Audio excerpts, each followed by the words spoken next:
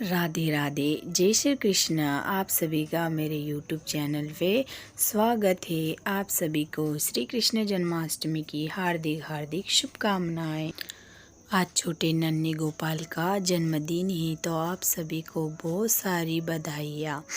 तो चलो जानते एक रहस्यमयी भरा निधिवन, जहाँ राधा रानी संग कृष्ण जी रास रचाते हैं।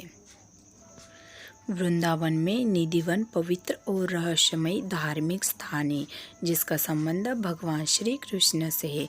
उनकी रहस्यमय लीलाओं को आज भी जनमानस तक पहुंचती है। निधिवन की खासियत बताते हुए स्थायिक लोग कहते हैं कि 2.5 एकड़ में भी फैसी निधिवन में किसी भी वृक्ष के तने सीधे नहीं मिलते।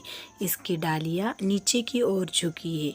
ये सब आपस में गुथी हुई है। निधिवन में ही ध्रुपद के जनक स्वामी हरिदास की जीवित समाधि, रंगमहल बांके बिहारी जी का प्राकट्य स्थल, राधा रानी बंशी और आदि के दर्शन स्थल है। श्री कृष्ण जन्माष्टमी के अवसर पर जानते हैं रहस्य भरे निधिवन के बारे में, जहाँ हर रात राधा रानी रचाते हैं कन्हैया। तो आइए जानते हैं निधिवन के 4 रहस्य। मान्यता है कि हर रात निधिवन में भगवान कृष्ण राधा जी के संग रास रचाते हैं। रास के बाद दोनों निधिवन परिषद में रंगमहल में शयन करते हैं। इसी के चलते रंगमहल में प्रतिदिन प्रसाद में माखन और मिश्री का भोग लगाया जाता है। स्थानीय लोगों का कहना है कि सुबह यहाँ के बिस्तर को देखने से ऐसा लगता है कि जैसे रात में किसी ने यहाँ विश्राम किया है। प्रसाद की ग्रहण किया गया प्रतीक होता है। सुबह यहाँ गिल्ली दातुन भी मिलती है। इसी कारण रात 8 बजे के बाद यहाँ कोई नहीं रुकता। द्वार पर ताला लगा दिया जाता है। कहा जाता है कि जो भी व्यक्ति यहाँ रात को रुकता है वह सांसारिक बंधनों से मुक्त हो जाता है। ऐसे लोगों की समाधियाँ परिसर में ही बनी हुई है। चलिए जानते हैं निधिवन का वास्तु। कुछ वास्तु गुरु कहते हैं कि निधिवन का वास्तु ऐसा है कि यह रहस्यमयी लगता है। उनका कहना है कि यहाँ छतरी की तरह फैलाव लिए वृक्ष की शाखाएं इतनी मजबूत नहीं है और यह छोटी कम ऊंचाई की है, इसलिए बंदर भी इन पर विश्राम नहीं कर सकते। दिन में दिखाई देने वाले बंदर रात को यहाँ से चले जाते हैं। निधिवन से जुड़ी कथाओं पर सवाल उठाते हुए वास्तु विज्ञानियों का कहना है कि इस परिसर की 4 दीवारें लगभग 10 फीट ऊंची है और चारों ओर रिहायशी इलाका है। 2-2, 3-3 मंजिलों का मकान बने हुए हैं। इन घरों के बाउंड्री के भीतर का भाग साफ साफ देखा जा सकता है।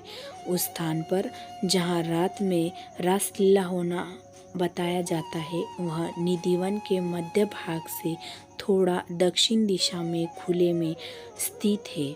अगर रासलीला देखने वाला व्यक्ति अंधा, गूंगा, बहरा हो जाता या मर जाता तो आसपास के लोग इलाकों को छोड़कर चले जाते हैं। निधिवन में समाधियाँ।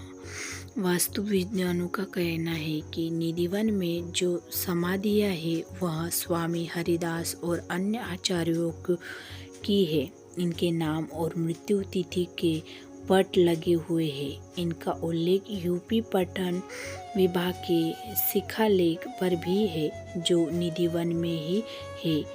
इन्हीं समाधियों के आड़ गाइड भ्रम फैला देते हैं। चलिए जानते हैं निधिवन में वृक्षों की संख्या। वास्तु विज्ञानियों का कहना है कि निधिवन में 16,000 पेड़ की कहानी पर भी यकीन नहीं है। इनका कहना है कि निधिवन इतना छोटा है कि यहाँ 1600 वृक्ष होना भी मुश्किल है। वहीं रंगमहल में दातुन गिल्ली होने और सामान बिखरा होने के बात पर कहना है कि रंगमहल के नेतृत्व कोण में रंगमहल के अनुपात में बड़े आकार का ललित कुंड है, जिसे विशाखा कुंड भी कहते हैं। जिस स्थान पर नेतृत्व कोण में यह स्थिति होती है, वहाँ इस तरह के ब्रह्म की स्थिति आसानी से बन जाती है। इसी प्रकार के वृक्ष वृंदावन में सेवा कुंज और यमुना नदी के तट पर पाए जाते हैं।